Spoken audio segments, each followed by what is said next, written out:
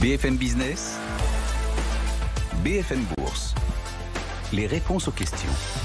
Chaque jour, oui, vos questions trouvent leurs réponses, les réponses de nos experts. Et cet après-midi, c'est Benoît Lombard qui nous accompagne, le président de Vitam MFO, en charge de la communication du groupe Cristal désormais. Bonjour Benoît. Bonjour Guillaume. Ça va, on est ravis de vous retrouver. Ravi aussi d'être sur BFM Bourse. Est-ce que vous êtes prêt à répondre aux questions ? Je suis prêt. Alors on se jette à l'eau tous les deux. Cette première question, surtout vous d'ailleurs, sorte question de Pauline. Moi je vous pousse dans l'eau. Peut-on conserver, nous demande Pauline, un PEA en cas de départ à l'étranger ? Très bonne question, puisque oui, la réponse depuis novembre maintenant, depuis mars 2012, tandis qu'auparavant, ce n'était pas le cas. Avant 2012, les PEA étaient naturellement clos dès l'instant où on partait de l'étranger. Un contribuable qui est parti en Belgique n'était pas content. Alors, il était devant jusqu'au Conseil d'État, et puis le Conseil d'État lui a dit écoutez, cher ami, effectivement, le PEA est clos, mais vous ne payez pas les prélèvements sociaux qui sont attachés à la souscription, à la clôture, d'un PEA. Alors l'administration fiscale n'était pas contente et en 2012, elle s'est ravisée. Elle a modifié sa doctrine administrative. Elle a dit maintenant, si vous partez à l'étranger, le PEA n'est pas clos et donc on ne paye pas les prélèvements sociaux, mais on les paiera le jour où on retirera l'argent. Un petit bémol, c'est valable dans tous les États du monde entier, sauf les États et territoires non coopératifs. Vous savez, les juridictions qui sont dans les paradis fiscaux, les Seychelles, Samoa, etc. Donc c'est pas valable si jamais on va dans ces pays-là. Autrement, on diffère le moment de l'impôt au jour où on retire l'argent de son PEA, du temps où on est à l'étranger. Voilà. Bon, et ces pays non coopératifs, comme on dit, Seychelles, Samoa, on peut quand même y aller en vacances à l'étranger. Ça n'aura pas d'impact sur votre PEA, on vous rassure. Non, il y en a uniquement un si on veut clôturer son PEA, tandis qu'on est résident là-bas.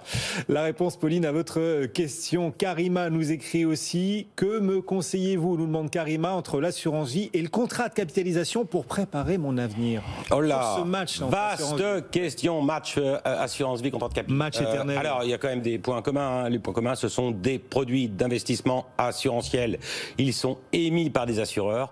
Les gains capitalisent dans les deux cas. Et puis aussi, en cas de rachat, on a la même fiscalité. Vous savez maintenant, la flat tax, et au bout de 8 ans, on a une petite exonération si on a mis moins de 250 000 euros dans chacun des véhicules. Sur ces points, match nul entre le contrat de capitalisation et l'assurance. Ça capitalise, on est en franchise d'impôt tant qu'on reste dans l'enveloppe. Bon.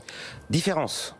Eh bien, quand vous avez un contrat de capi, vous stipulez pour vous-même. C'est-à-dire que vous dites à l'assureur, je te prête de l'argent, parce que faut pas oublier, on est créancier de l'assureur, je te prête de l'argent à charge de le faire fructifier pour moi-même, et puis je peux retirer l'argent quand je veux. Mais si je décède... On ne peut pas désigner de bénéficiaire ? Non, il n'y a pas de stipulation pour autrui. Il y a une stipulation pour moi-même, pour soi-même, et pour autrui dans l'assurance vie, mais pas dans le contrat de capi. Donc ça veut dire quoi ? C'est-à-dire qu'au jour du décès, eh bien, le contrat de capi s'inscrit dans l'actif de la succession et gomme aussi à ce moment-là les plus-values. Et ça, c'est un point qui est important, qui est nouveau depuis 2019. Vous avez mis 100 dans un contrat de capi, vous décédez, il vaut 120, votre héritier le touche à 120, il rachète un instant de raison après le décès à 120, pas d'impôt. C'était pas le cas avant 2019. Donc là, c'est la grosse différence. Et bien évidemment, l'assurance vie, stipulation pour autrui, ce qui veut donc dire désignation bénéficiaire, ce qui veut donc dire exonération de capitaux à hauteur des abattements qu'on connaît, 152 500 euros par personne si on alimente son contrat avant 70 ans. Donc la grosse différence, dans un cas, je transmets en cas de décès,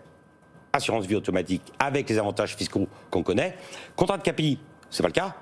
On transmet le contrat et le contrat s'inscrit à l'actif de la succession et les héritiers prennent la suite du contrat de capi dont leur défunt auteur était le souscripteur.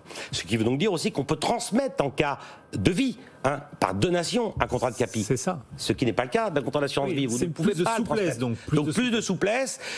Mais aussi, on peut voir un petit avantage. Contrat de capi, si jamais on met une assurance vie, si on utilise l'assurance vie pour mettre comme bénéficiaire le conjoint survivant, il sera taxé aux prélèvements sociaux sur les capitaux qui ne les ont jamais supportés en cas de décès, tandis que le contrat de capi gomme l'intégralité des plus-values latentes. Donc, il faut faire le pendant des choses. Qui je veux mettre comme bénéficiaire? Si je mets mon conjoint, peut-être utiliser simplement un contrat de capi. Réponse complète, Karima, à votre question. Ce match qu'on entend, qu'on nous propose régulièrement entre le contrat de capitalisation et l'assurance vie, ce match déblayé et décrypté par, à l'instant, Benoît Lombard. Et vous pouvez retrouver, bien sûr, ses réponses sur le replay de BFM Bourse. Michael nous écrit aussi. Il aimerait bien, Michael, c'est peut-être pas le seul d'ailleurs, investir dans une PME. Il nous demande quels sont les avantages d'un investissement dans une PME et surtout comment faire. Félicitations, Michael, d'abord. C'est très bien de drainer son épargne vers l'économie réelle, vers les fonds propres des entreprises. Il y a deux options d'abord. Michael, soit il achète des titres qui sont déjà émis. Donc là, il peut les acheter en direct ou dans son PEA. Et dans son PEA, n'oublions pas qu'on est exonéré de tout impôt au jour de la cession de ces titres. Mais aussi, il peut, si jamais il investit lors de la création du capital, c'est-à-dire lors de la création de la société, ou lors de l'augmentation du capital d'une PME, une PME au sens de la réglementation européenne, c'est-à-dire moins de 10 millions d'euros de chiffre d'affaires, moins de 7 ans, au moins 2 ou 3 salariés, je ne sais plus, du reste, je vérifie ça, comme quoi, Mickaël a raison de me poser cette question. Ce ne sera pas 2,5 salariés. Donc, elle ne sera pas 2,5. Et il peut investir dans cette entité et bénéficier d'une réduction d'impôt qui est dorénavant de 25% dans le cadre d'un plafond global de 50 000 euros pour un célibataire veuve divorcé ou 100 000 euros pour un couple marié, bien évidemment, plafonnement global des niches fiscales, et donc c'est 10 000 euros le montant maximum par an, c'est reconductible. Donc supposons que quelqu'un mette 100 000 euros, c'est 25 000 euros de réduction d'impôt. Mais il peut l'utiliser, première année 10 000, et puis il a 2 ans et demi, donc la deuxième année 10 000 encore, la troisième année encore 5 000 euros de réduction d'impôt, c'est pas perdu. Enfin, c'est quand même pas donné à tout le monde d'investir au capital du PME. Enfin, c'est pas évident. Bien. Il faut savoir évaluer un bilan, un potentiel, un business model également. Vous conseillez plutôt d'investir à travers des fonds ou d'investir directement Il y a 2 options donc sur le sujet. Il y a la love money, donc la famille, on fait confiance, on aide, donc on aide ses proches, on aide des cousins, on aide ses enfants, on peut aider un ami aussi.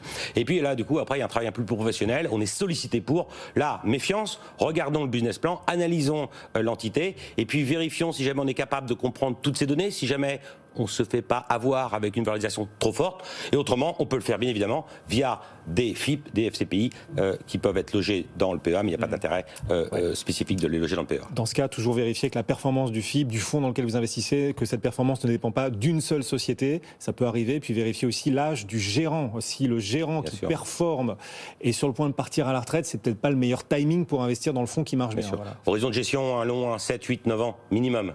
Ne l'oublions jamais ça. Le temps est votre ami, le temps c'est de l'argent, y compris en termes de placement. Benoît Lombard, président de Vitam MFO, en charge de la communication du groupe Cristal, avec nous désormais régulièrement. Merci beaucoup Benoît. Merci Guillaume. Vous retrouvez également le matin aux côtés de Cédric Decoeur dans BFM Patrimoine. À très bientôt. Et on répond chaque jour à vos questions. Envoyez-les-nous sur notre site bfmbusiness.com. Le CAC 40 toujours en pleine forme. Il gagne actuellement 1,4%, 6 000